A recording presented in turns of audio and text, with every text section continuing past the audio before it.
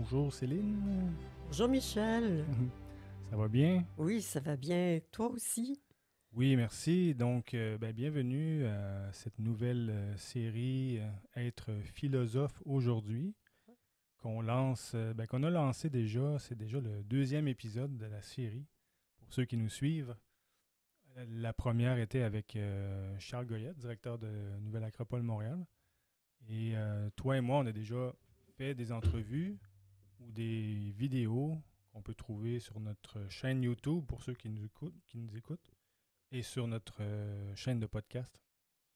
Donc, merci d'avoir accepté cette entrevue où on essaie surtout de, se, ben, de montrer plutôt montrer un visage des philosophes d'aujourd'hui, c'est-à-dire des philosophes acropolitains, des philosophes à la manière classique, des gens qui mettent en pratique la philosophie dans leur quotidien, qu'ils essaient de le vivre autant au travail, avec les amis, avec la famille, et qui, en fait, sont comme tout le monde. Ils se posent des questions, ils essaient d'éveiller en eux le meilleur et de le vivre.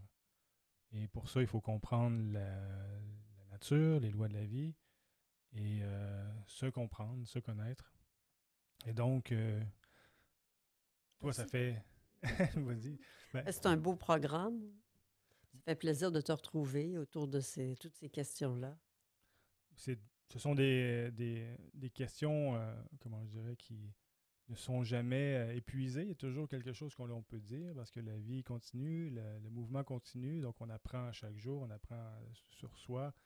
Et toi, ben, je commencerai par nous un peu de quelques lignes, là, pour ceux que c'est la première fois qu'ils nous écoutent, un peu ton chemin, parce que tu as connu peut-être la philosophie hein, à la naissance, c'est-à-dire l'enfant qui se questionne et qui cherche, mais aussi tu as fait ton chemin et tu as découvert Nouvelle Acropole au travers de tout ça.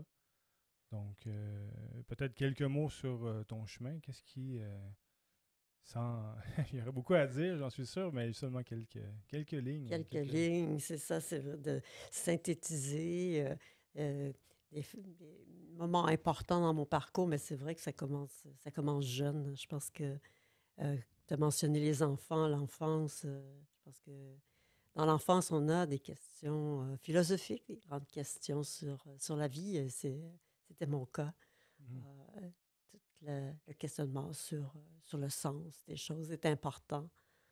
Ah, ça m'a amené à lire beaucoup, à observer le monde autour de moi, à chercher à comprendre.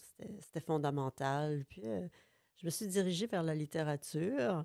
Je pense que je l'avais déjà mentionné pour Mhm. ceux qui ont déjà écouté des entrevues qu'on a fait ensemble, que c'est la littérature. En fait, c'est la poésie qui m'a amenée à la philosophie. J'ai pu découvrir à travers des études sur l'art et le sacré, une auteure qui a changé ma vie, hein. Des fois, il y a des rencontres comme ça. C'était avec Elena Petrovna Blavatsky, en fait, Mhm. La doctrine secrète, Ouais. alors que je faisais des études sur l'art et le sacré. Alors, ça a ouvert chez moi tout un champ d'exploration, d'interrogation aussi. Et c'est à ce moment-là que j'ai pu rencontrer Nouvelle Acropole Mhm.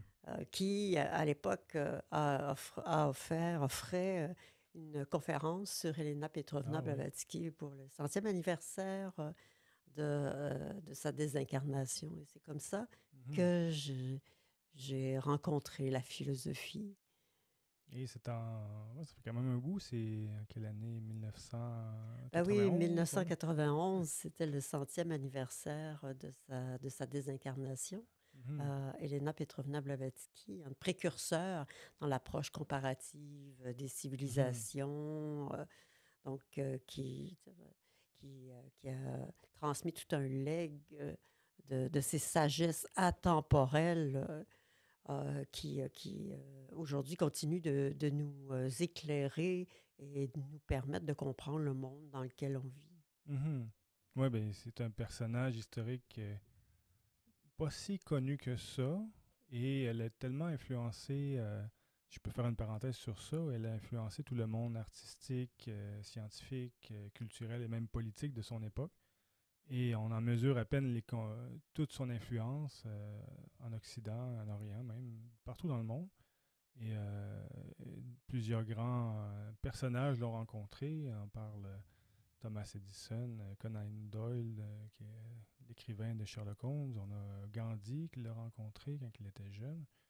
Et Einstein lisait ses livres. Et elle a redonné à l'Occident euh, une connaissance perdue. Elle a essayé, à tout le moins, de redonner une connaissance perdue où on était même dans les années 1800, parce qu'elle a vécu 1830 à 1891 environ.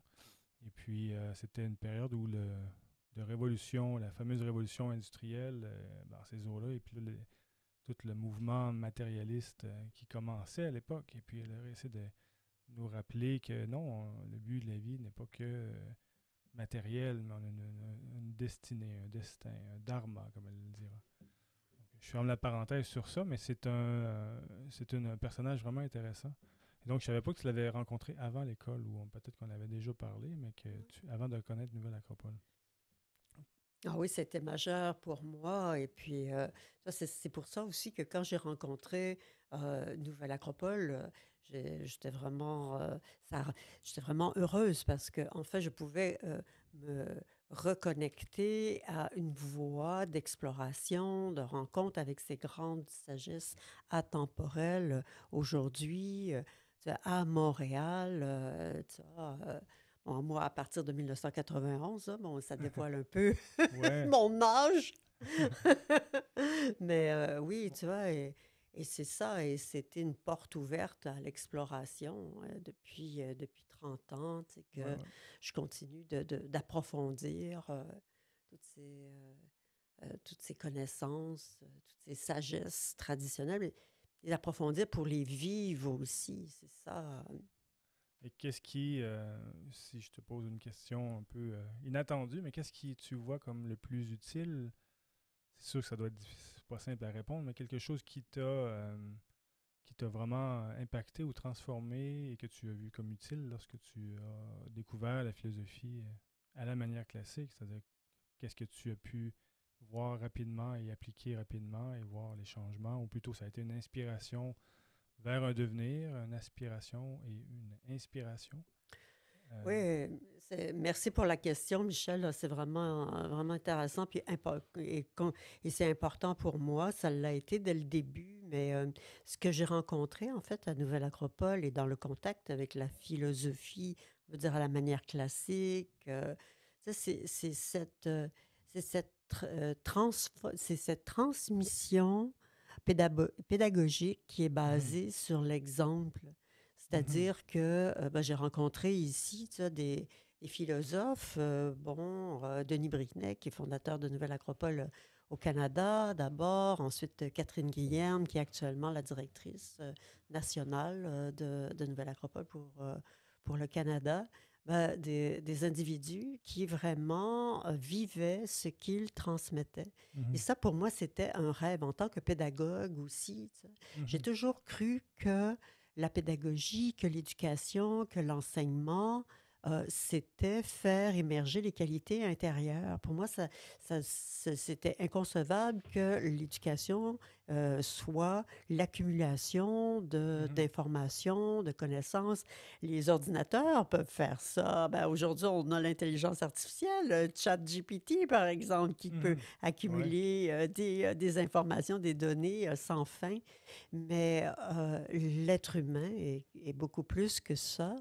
Tu sais, c'est une véritable voie de connaissance fait émerger ben, toute la dimension intérieure de l'être humain, sa capacité d'aimer, sa capacité de comprendre en profondeur, tu sais, d'intuitionner, de capter une dimension métaphysique de Mhm, l'existence. Et pour moi, c'est l'ouverture d'un chemin, mhm, d'un chemin de vie comment- qui se poursuivait, en fait. mhm. Ben, c'est vraiment, ben, je trouve que tu mets le doigt sur quelque chose d'important avec cette idée de chercher une profondeur à la vie, parce qu'encore aujourd'hui, on cherche à aller à l'extérieur, chercher des réponses, dont l'intelligence artificielle.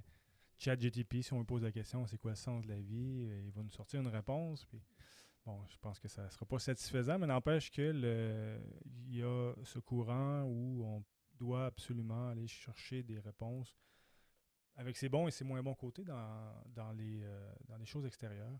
Alors que non, la vie devrait nous, comme philosophe, nous amène à chercher des réponses à l'intérieur. C'est ce que les grands philosophes nous ont laissé. Donc, c'est de faire émerger ces réponses. Évidemment, on n'est pas comment je dirais, des avatars, c'est-à-dire on n'a pas nos réponses qu'on peut avoir, il faut les mettre à l'épreuve. C'est ça qui nous dit qui nous informe si c'est juste, en fait.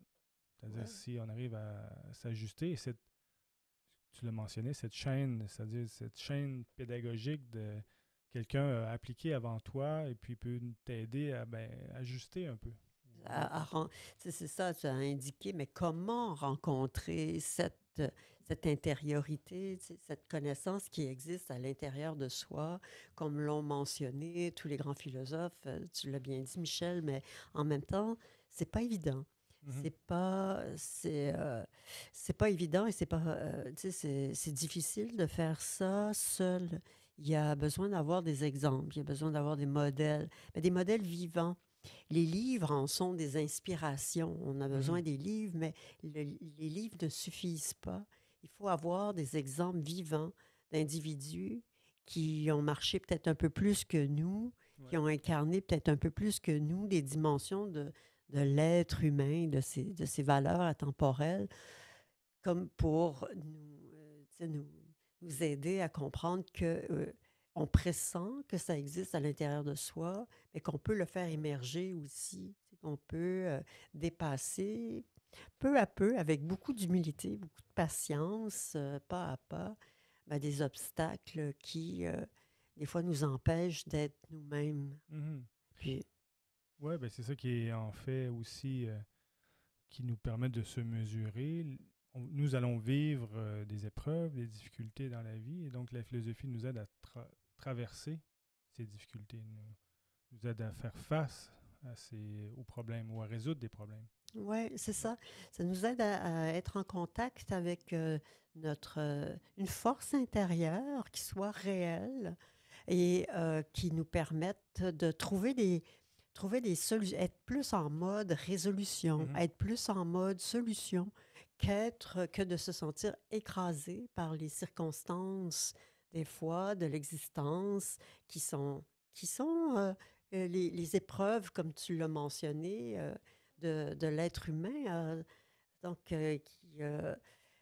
qui amènent leur lot de souffrance parfois. Mais Mhm. quand tu découvres, OK, donc j'ai réussi à passer à travers ça, là, je suis en train de reconnaître des forces à l'intérieur de moi qui sont en train de m'aider.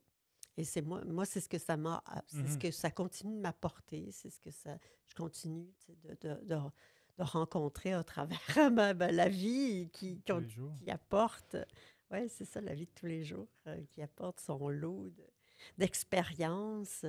Mhm. Ben, une confiance, ça m'aide à avoir plus confiance en moi, même Mhm. si les circonstances extérieures sont difficiles, que je me dis, non, j'ai une intelligence, j'ai des capacités, alors je peux m'essayer. Je peux Mhm. m'essayer à trouver des solutions. Des fois, ça marche pas. Ouais. OK, je continue d'en apprendre de ça. Puis des fois, ça marche. Donc, on arrive à résoudre. Donc, ouais. Alors, ça rend heureux, Ouais, finalement, tu ça sais, rend même libre. s'il y a les épreuves, il y a des difficultés, tu sais, ça nous... personne n'est à l'abri de ça. Mais tu te dis, bon, ben, il y a des forces à l'intérieur de soi, puis on peut aller les chercher. Oui, c'est ça, qu'on peut faire face à comment je dirais, toute difficulté. Il n'y a rien qui est là pour nous écraser ou pour nous, même si on peut le sentir des fois, on peut tomber et c'est normal. Mais on peut avoir les forces en nous, les ressources en nous pour se relever et faire face aux difficultés, faire face aux problèmes.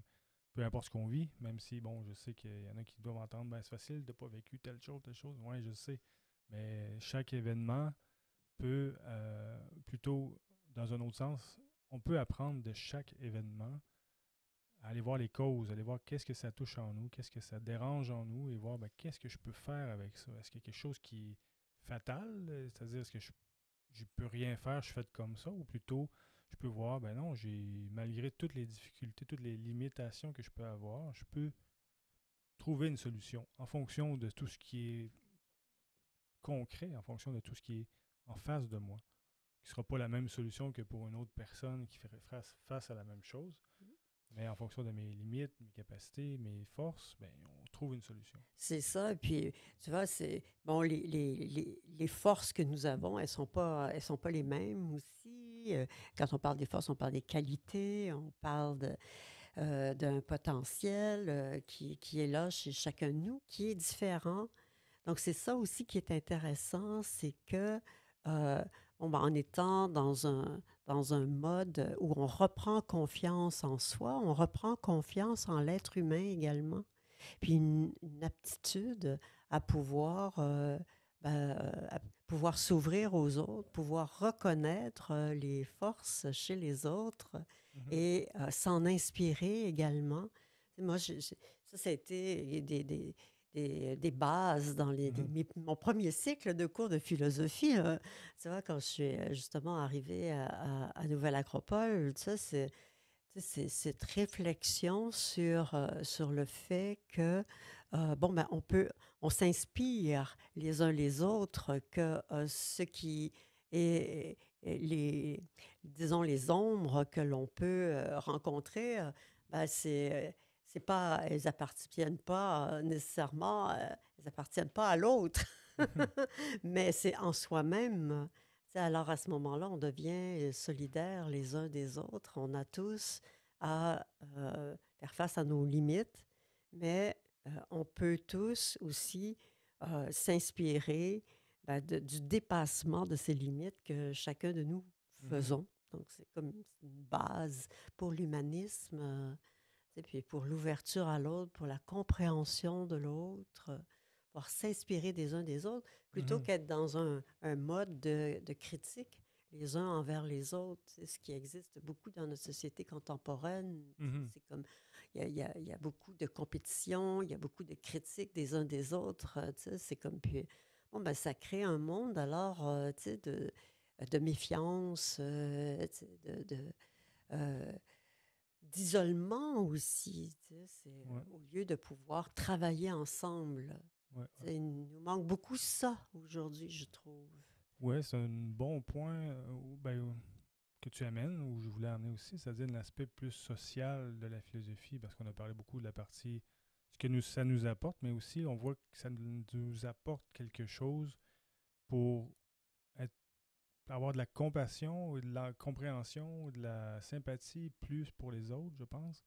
Parce qu'on arrive à voir qu'on n'est pas parfait, premièrement, de voir que nous-mêmes, on a beaucoup à apprendre et à voir nos limites, à les dépasser, à voir que c'est difficile. Donc, peut-être, en tout cas, moi, ce que je peux témoigner un peu là-dessus, ou c'est être plus, euh, comprendre plus les autres, que voir que, ben, on n'est pas parfait, les autres ont de la difficulté aussi, les autres ont des problèmes, ont des périodes difficiles et donc ça nous permet de pouvoir aider davantage, en fait, au bout de la ligne.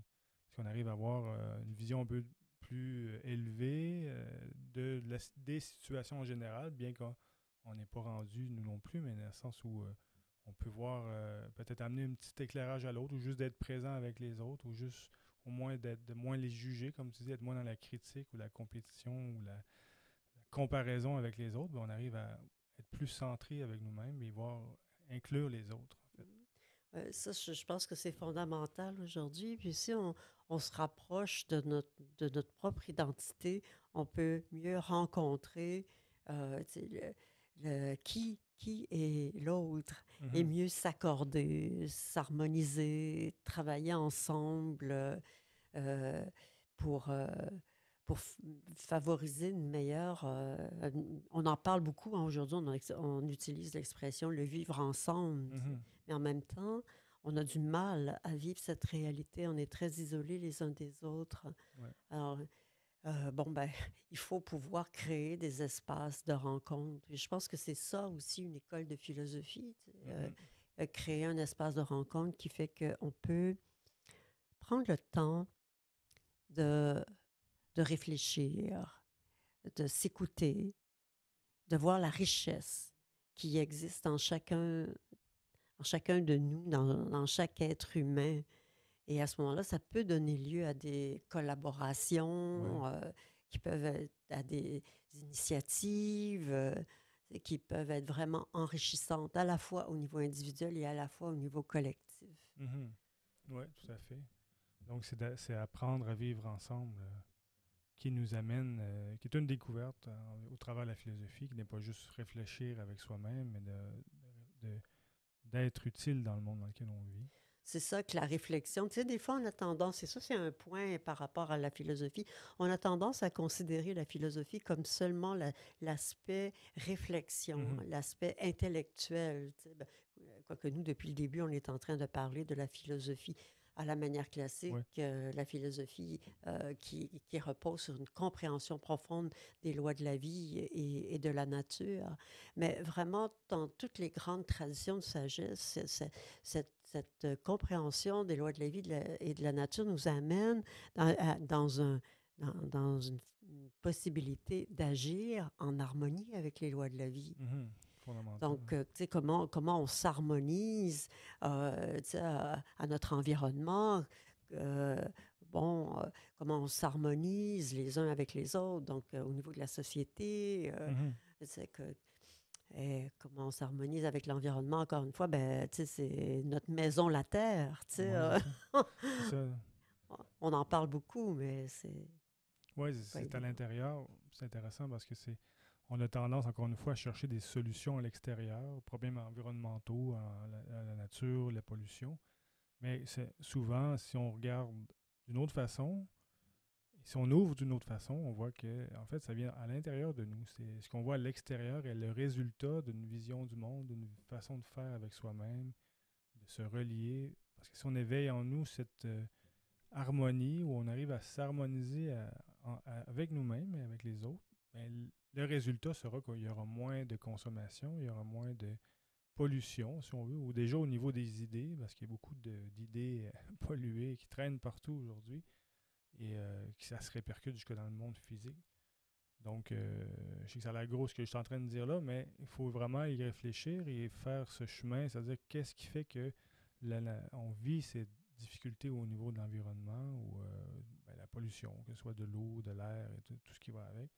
Ben, de où ça vient, en fait. Ouais, puis là, je trouve que tu touches à un point vraiment important et puis qui me rejoint beaucoup, tu sais, en tant que, avec mon côté artiste, tu sais, toute Mhm. ma démarche aussi poétique qui est toujours liée à la démarche philosophique, mais euh, tu sais, dans Platon, par exemple, quand il mentionne la relation au principe, au beau, au bon, au juste. Mhm. Notre relation à l'environnement, elle doit pouvoir passer par la reconnaissance du beau. Mhm. La nature est belle. Ça, c'est quelque chose qui vient rencontrer une expérience fondamentale de l'âme. Mhm. Et, et aujourd'hui, c'est intéressant, chez les environnementalistes, il y a quelque chose qui apparaît justement au regard de ça, la Mhm. considération de la beauté de Ouais. la nature pour la protéger. Mhm. Et il y a certains courants qui parlent, par exemple, de la géopoétique. C'est vraiment intéressant Mhm. parce que c'est justement la reconnaissance de la beauté de, de notre environnement, la beauté de la terre avec ses cours d'eau magnifiques, avec ses montagnes, ses forêts, bon, ses déserts, Mhm. bon, ces espaces rocailleux, en fait, toute sa grande diversité.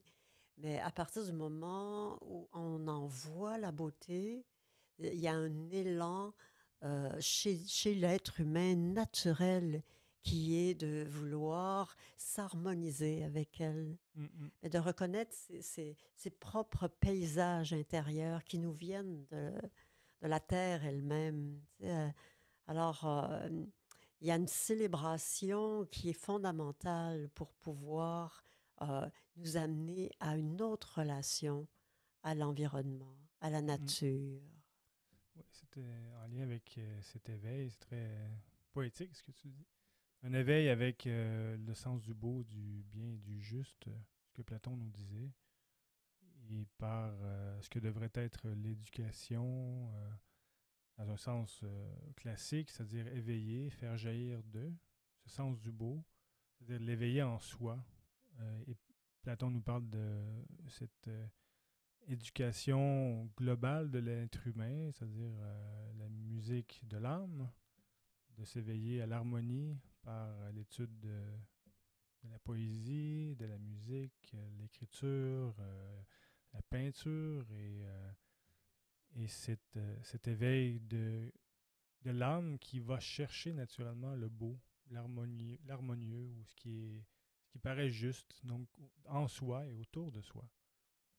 Donc c'est une idée en fait qui résume un peu la pédagogie, je dirais, de Nouvelle Acropole, c'est-à-dire d'éveiller, non seulement de faire cet éveil, mais de le vivre par, comme ce que Platon nous disait avec la gymnastique du corps, mais qui n'est pas simplement la gymnastique physique, mais cette, euh, cette discipline physique, c'est-à-dire d'être capable de s'organiser, de ne pas juste penser et être émerveillé des grandes idées, des grandes poésies, des grands, de ce qui est élevé, mais de le vivre, c'est-à-dire concrètement. Et ça demande discipline, constance, persévérance, être capable de concrétiser des idées et de les maintenir dans le temps. C'est tellement, même si ça a l'air simple, on sait, je pense, si on s'observe, c'est pas si simple de concrétiser ce qui nous inspire, ce qui nous paraît juste, ce qui nous paraît comme étant ce qu'il faut, ce que mon propre âme appelle. C'est ça, ce dont notre âme a besoin, a soif, ce qu'elle appelle. Puis en même temps aussi, c'est que quand ça se rend compte, tu sais, cette harmonie tu sais, de la nature, par exemple, quand on peut y raisonner, quand on peut entrer en résonance avec elle, ben, ça nous amène une perspective sur ce qui est essentiel, sur les valeurs fondamentales. Alors, il y a moins besoin de, euh, des valeurs en termes de valeurs matérielles, de valeurs Mhm. de placement en Exact. bourse ou quoi que ce soit. Tout ça devient vraiment superficiel et désuet. Et puis, on s'aperçoit que c'est très artificiel tout ça et que ça amène à une vie très déconnectée, très désincarnée, très décharnée, je dirais. Il faut pouvoir se reconnecter vraiment à ce qui est fondamental. Mhm. Et, euh, et à ce moment-là, on retrouve les vrais, ce qui est, les véritables valeurs qui peuvent euh, éclairer, illuminer la vie de l'être humain et le rendre heureux. Parce Mhm. qu'on vit dans des sociétés où il y a énormément de ressources matérielles, mais où en même temps, on crée des prisons. euh, on est enfermé dans les ressources mêmes artificielles que l'on crée et on devient complètement déconnecté du vivant. Mhm. Oui, effectivement, c'est ce qui est le risque qui peut se passer, en fait. Et ben, sur cette idée, en fait, on pourrait le développer davantage, mais je vois aussi, à moins que je te laisse le mot de la fin, on voit déjà que le temps a passé là, pour cette entrevue. Si tu veux ajouter quelque chose, parce qu'on aura d'autres occasions, il y aura bientôt, si je peux dire un mot, une série sur l'art que tu vas animer, un podcast et peut-être vidéo, ça sera à voir. Donc pour ceux qui nous écoutent, soyez à l'écoute, soyez à l'affût des prochaines entrevues avec Céline qui vont sortir. Et il y en aura d'autres sur être philosophe aujourd'hui. J'essaie de rencontrer le plus de gens que je peux ici à l'école qui sont là, que ce soit après quelques semaines que jusqu'à plusieurs années d'application, de vécu philosophique. Donc, donc voilà. Je sais pas si... Ben, Vas-y. Michel, c'était une grande opportunité de pouvoir être avec toi cet après-midi, puis d'échanger sur ce qui est important dans l'existence, Et puis, il ne faut pas sous-estimer le pouvoir que chacun de nous a pour pouvoir transformer le mode de Mhm. vie déconnecté qu'on peut avoir et retrouver euh, la relation à ce que c'est être véritablement humain et Mhm. profiter de cette merveilleuse expérience que nous avons de Ouais. naître, de se développer, de vivre, de comprendre le monde dans lequel on est. Donc, ça a été un véritable plaisir. De vivre cette aventure que l'on appelle la vie. Donc, ben merci beaucoup, Céline, et on se dit à très bientôt.